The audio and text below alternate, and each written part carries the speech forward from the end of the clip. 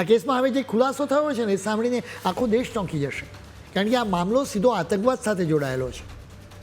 દિલ્હી પોલીસની સ્પેશિયલ સેલના અધિકારીઓ નાસિક જવા નીકળી ગયા, કારણ કે નિદા ખાન કોઈ આતંકની ગતિવિધિઓમાં જોડાઈ હોવાની પણ બાતમી મળી હતી. તે જૈશ એ મોહમ્મદની આતંકી ડૉક્ટર શાહીન સાથે સીધી રીતે જોડાઈ હોવાનું પણ સામે આવ્યું હતું. તપાસ એજન્સીઓનું માનવું છે કે આ એક વ્હાઇટ કોલર અથવા તો હાઇબ્રિડ આતંકનું એક કાવતરું છે, જ્યાં કોર્પોરેટ ઓફિસનો ઉપયોગ કટ્ટરપંથ ફેલાવવા અને ભરતી માટે કરવામાં આવતો હતો. ડૉક્ટર શાહિદનું નામ તો તમે થોડા સમય પહેલાં ખૂબ જ સાંભળ્યું હશે. શાહીન દિલ્હી બ્લાસ્ટ કેસમાં એક આરોપી છે. આ બ્લાસ્ટનું કાવતરું ઘડનારા ટેરર મોડ્યુલમાં શાહિદનું ખાસ સ્થાન હતું. તે છેલ્લા 2 વર્ષથી વિસ્ફોટકો જમા કરી રહી હતી. એટલું નહીં, તે આતંકના આકા મસૂદ અઝહરની બહેન સાદિયાની સાથે સીધી સંપર્કમાં હતી.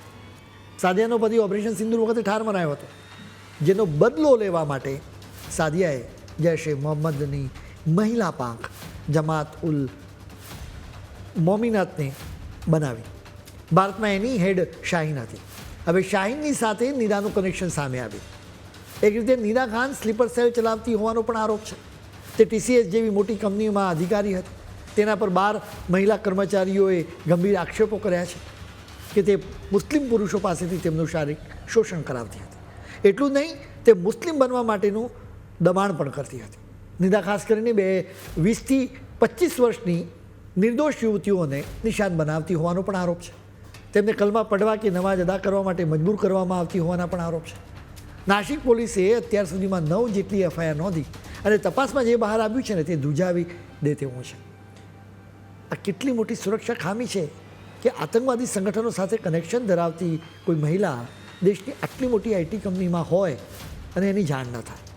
FIR મુજબ નિદા ખાન શોષણ કરનારા મુસ્લિમ ટીમ લીડર્સની સાથે ખભે ખભો મિલાવીને ઊભી હતી. તે હિન્દુ યુવતીઓને ઇસ્લામિક રિવાજો પાળવા માટે દબાણ કરતી હતી અને બુરખા કેવી રીતે પહેરવો તેની તાલીમ આપતી હતી. આ કોઈ સલાહ નહોતી, પરંતુ એક માનસિક અત્યાચાર અને દબાણ હતું.